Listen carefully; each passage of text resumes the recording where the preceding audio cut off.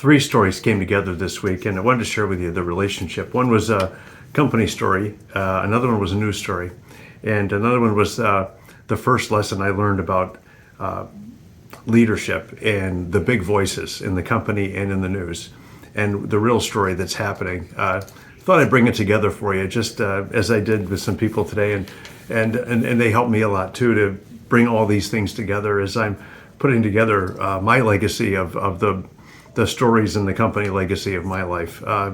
So here it is. I'm in seventh grade, and my teacher, Mrs. Glass, had organized this lesson for us after we finished reading the book Animal Farm by George Orwell, and she surprised us. There was no warning. We walked into the classroom, and she had this brown paper lunch bag with a bunch of little pieces of paper about this big, and on some of the pieces she wrote number 1, others number 2, others number 3, and finally number 4. So we didn't know, I don't know what the distribution was for those people who care about statistics.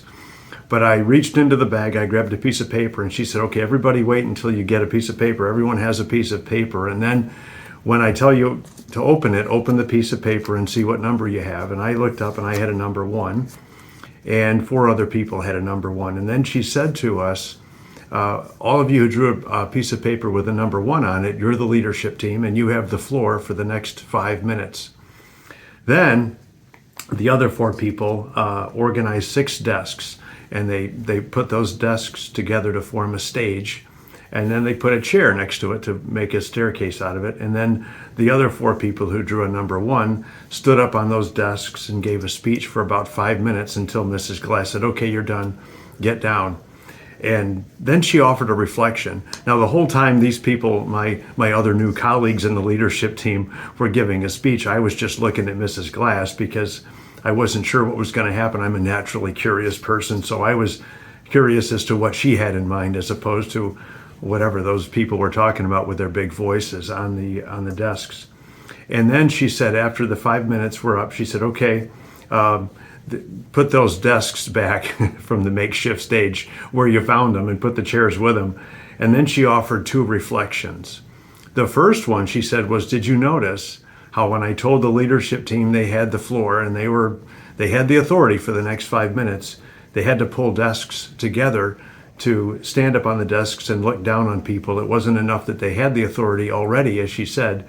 They had to get on those desks so they could still look down on people. And then she said another reflection, which I did not notice. Group number 4 in our little caste system had 4 people in it when that 5-minute speech started. And I didn't notice because I was too busy looking at her, looking for the next cue of how this was going to play out. She said group number 4 during that 5-minute speech of 4 people became a group of 3, because just like the leadership team, they threw somebody out too so they could be above somebody and look down on them too.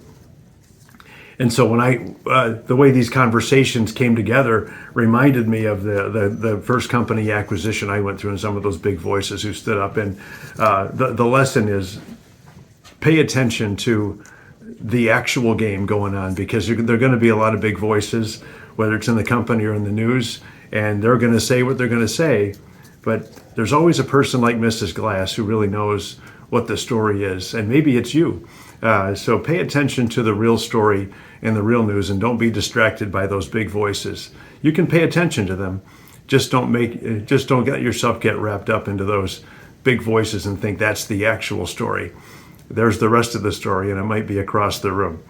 Talk to you next week. Thanks.